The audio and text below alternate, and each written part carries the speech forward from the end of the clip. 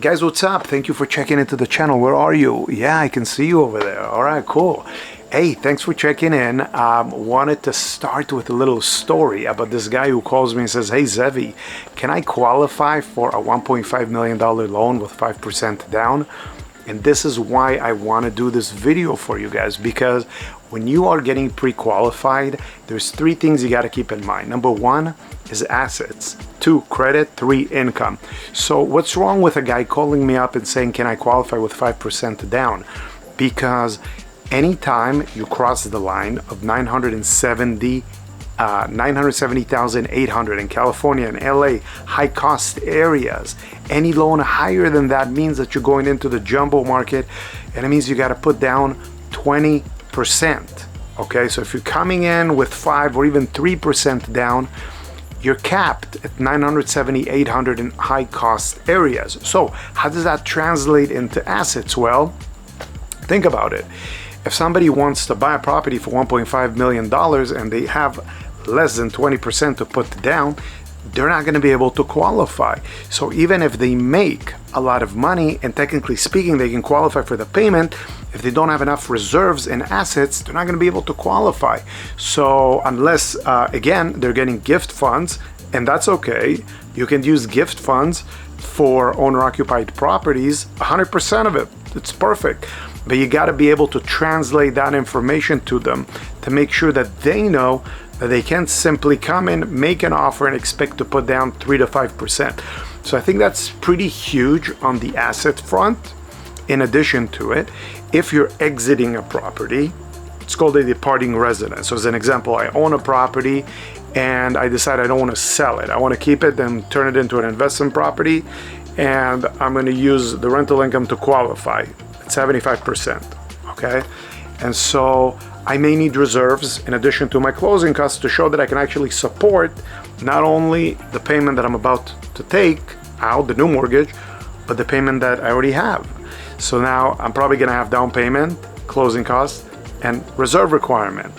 Something to keep in mind. Okay, you don't have to know all these things, but you got to talk to somebody who does. So this way, you don't get yourself into a situation, because I can tell you, as a beginner, well over 10 years ago, there's been several times where, I didn't think about the reserve piece, meaning that somebody not only is going to need money for down payment and they're going to need it for closing costs, but there's also going to be a reserve requirement. Guess what? They're short, and that makes a huge issue. Okay, so that's number one on the asset front. Now, number two, by the way, guys, if you're enjoying the video, if you like it, please give it a thumbs up. If you didn't already, please subscribe to the channel. I totally appreciate the comments. So as we're going through this stuff, make your notes, and if you have any questions, just put them in the comments below. I'll be happy to answer it. Okay, let's go into the credit piece. The credit seems self-explanatory. You're going to pull my credit, you're going to look at my liabilities, and you're going to offset them against my income, which is true. Yes, we are going to do that. However, a couple different things.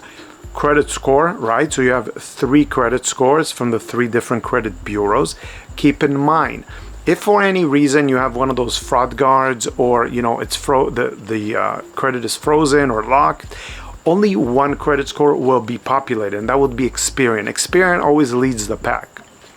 So only one will be populated, and then we're gonna have to rerun the credit. So make sure that before you have anybody work on pulling your credit, that it's unlocked. And typically you can do it on the spot, and there's no delays.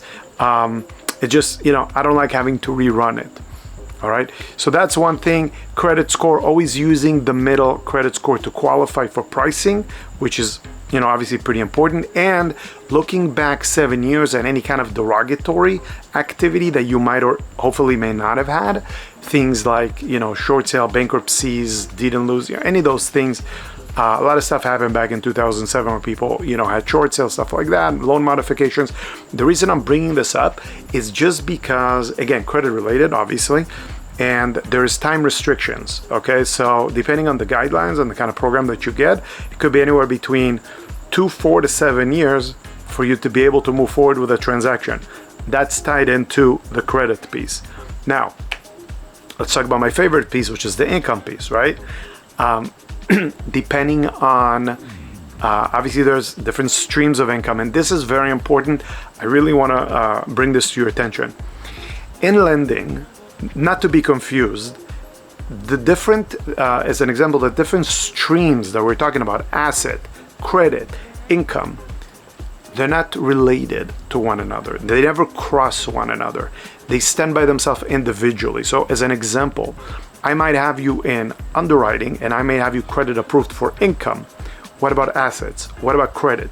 Each one of those streams, waterfalls, are independent of one another, but they all have to come together for you to get pre-qualified, right? So now we're talking about the income piece. I typically like to have people qualify around 43% of the proposed payment, right? So that's gross debt. So your new proposed payment, which would include principal and interest. Then we have taxes and insurance. You might have HOA, something I want to talk about in a minute. And then any other debt that you have revolving on your credit report. It could also be an installment debt. Revolving is typically credit card, installment usually, some kind of a loan like a car loan or student loans, things like that, all right? And the reason I also brought up the HOA piece is because if you are qualified income-wise for a house, it doesn't mean that you're qualified for a condo or a planned housing development. And the reason I say that is just because there are other monthly liabilities associated with, as an example, owning a condo, because you have homeowner association. And again, I'm in LA, that could be $300,000, $500,000 and then some a month, okay? There are places where it's as high as 2,000. So that would make a significant difference on whether you could actually qualify for the financing or not. Now, another thing that you have here is builder's bonds, mellow roofs, okay, community fees, things like that.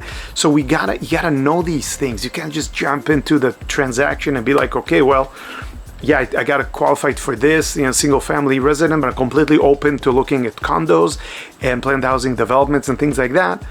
The picture might change. If you have a big gap in, a debt to income ratio, meaning that it's very low and qualifying you is not an issue with income, then you're cool.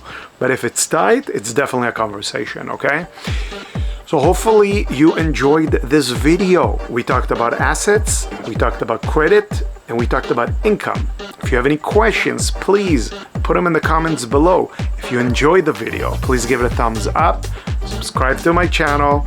As always, I'm also here for you. So if you need to run a financing situation, any financing situation, just run it by me, put it in the comments, shoot me an email. I would love to answer that for you guys. As always, totally appreciate you guys watching this, and I will catch you on the next video. Take care.